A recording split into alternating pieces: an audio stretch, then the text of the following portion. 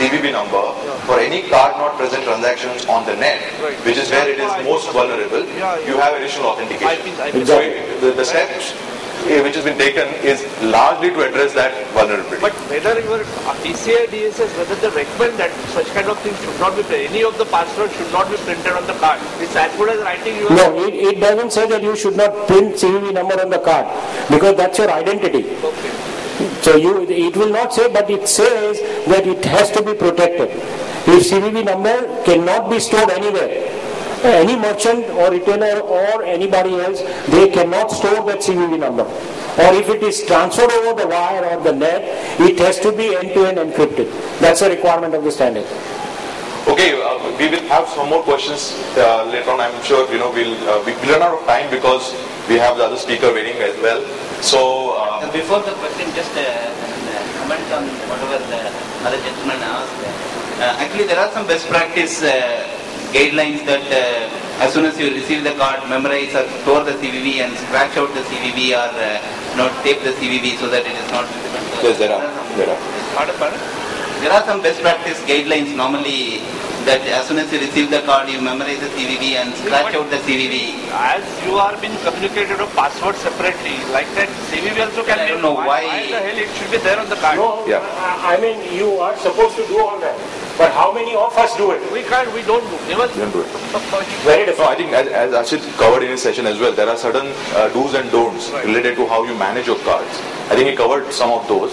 But it's about user awareness and how actually, every user is aware. And as you rightly said, a lot of people are not aware that such a number exists behind their card and that needs to be protected. And I would be very scared and apprehensive to go to a gas station or to a retailer when they print out my credit card slip and it displays all 16 digits. I would not go there second time. Definitely no. Yeah. Thank you very much, Ashit. I'm sorry, ma'am. We will start the next session, and if we have time left after that, we'll try and answer more questions. Right?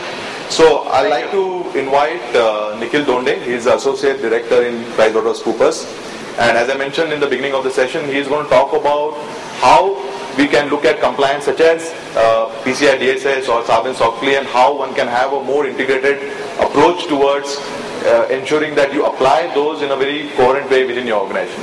Nikhil?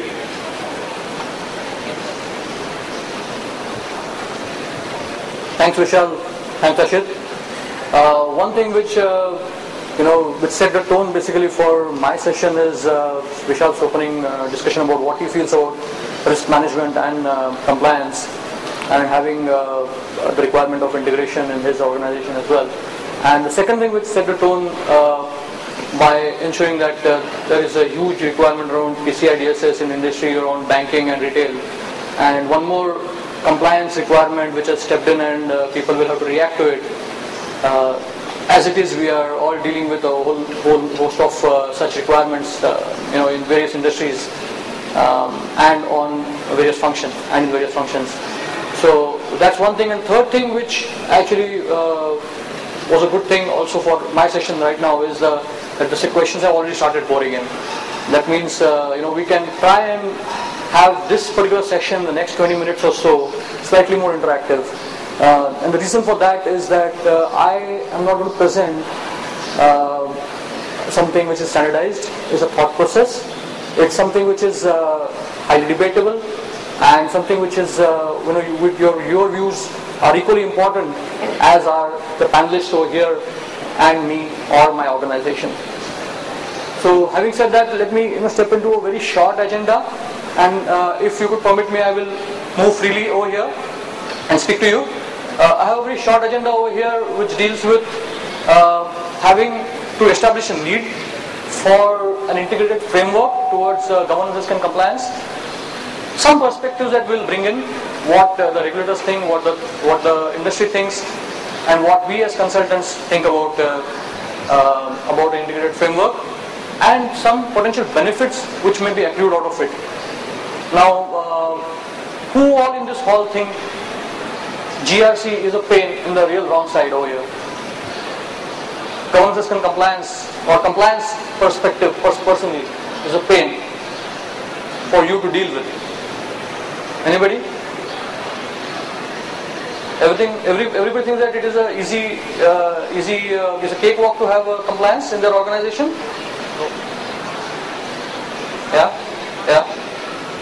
The rest are all fine with whatever compliance activities that are going on in the organization. It doesn't matter whether you're in IT or whether you're in compliance function or you are, dealing with compliance solution over here in this particular. I'm sure it's equally painful for the givers as well as the receivers of compliance.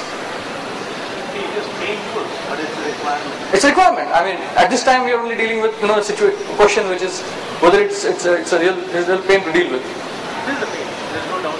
Yeah, I mean, I've been having discussions with Vishal off and on not just in this session, but at various other forums as well, and we've been probably establishing such a need for integrated framework in those discussions as well. So, what companies are facing currently? We've seen there are fluctuations in the regulatory and compliance requirements, which have led to net effect of overall increase in the cost of compliance. Mounting cost of compliance, you have risk management teams which have spread thin, and they have to deal with multiple risk and compliance activities. I'm sure that is a situation with a lot of companies, even in India, and in your companies as well as the companies that you may be consulting with or you may be providing solutions to. And what is the basic reason for that? You've had to deal with a decade full of extensive regulations which have come into play.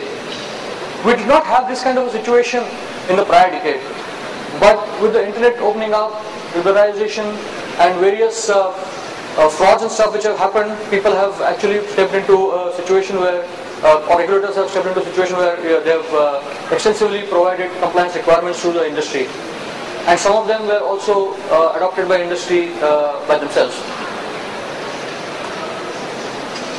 What has happened is there are higher risk profiles, there is increased complexity of business activities which have happened, you have had continuous change of regulatory requirements, and even the risk of technology which has increased, which has overall increased the risk profile of the organizations. On the other side, you've had expectations rising from your stakeholders, and the stakeholders including the regulators, the investors, and even the rating agencies in US for that matter.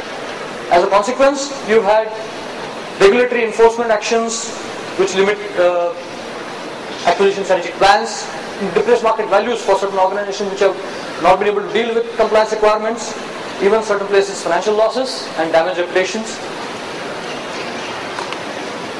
So, in a way, it has created a cycle. You've had increased stakeholder demand, new risks and requirements which have stepped in, and what has been the response of the industry to all this?